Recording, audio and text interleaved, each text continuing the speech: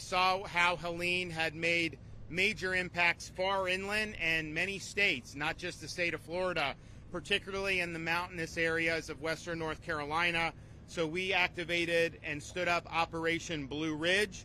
That is helping recovery and rescue assistance to the folks in western North Carolina and eastern Tennessee. Just yesterday, a joint Florida State Guard and Florida Fish and Wildlife Commission team rescued a mother and her 1-year-old infant and evacuated them safely to the hospital. And over the last 24 hours alone, the Florida National Guard's Chinook assets have brought in 20,000 pounds of food into areas of critical need in North Carolina.